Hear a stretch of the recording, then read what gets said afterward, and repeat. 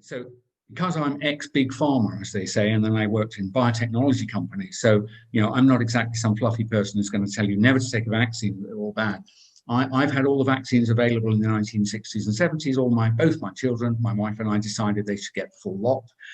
I'm pro well-characterized vaccines. Absolutely prevents tremendous amount of illness and death.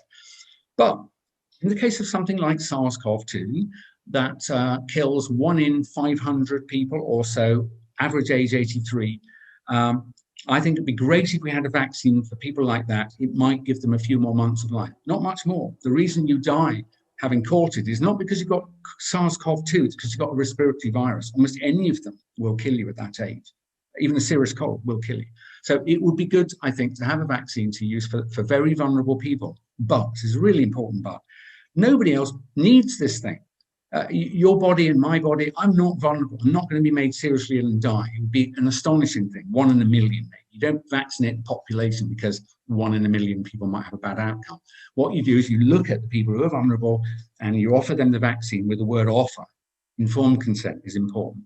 So it's not necessary, and it's an appalling misuse of a public platform for people to suggest that the only way we all get our lives back is if we mass vaccinate the population. Something very smelly is going on.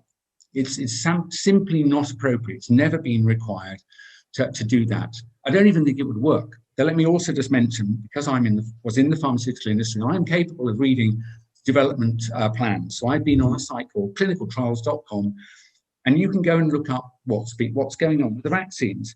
I will say to you that so far, normal for the stage of development, they're looking at antibodies. They're looking at whether the vaccine raises antibodies. That's all they know. They don't know whether it reduces how ill you get or whether you transmit the virus, nor does it measure whether you will have reduced deaths. We don't know this now. This is 3 years too early, 2 or 3 years too early. So all we're going to know when we start vaccinating people is it raises antibodies.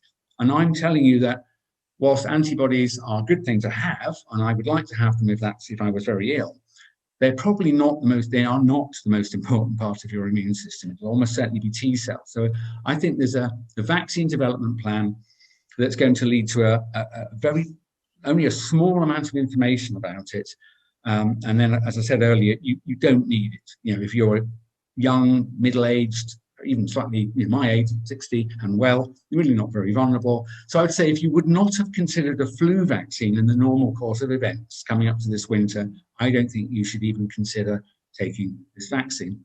But the main problem I have with it, as you mentioned, is this notion of being mandated or even coerced. So you don't have to, but you can't travel if you don't. That's the sort of thing. I want your viewers to know that that's illegal under international law. That after the Second World War atrocities of Dr. Mengele and other doctors in Japan, where they performed experiments on humans that led to their deaths, we and others in the post-war consensus led to an international law that says that no medical procedure may be performed on a human being without their informed consent, and they must benefit from it, and about 10 other things, but that's basically at the heart of it. Your government doesn't have the right to override that law.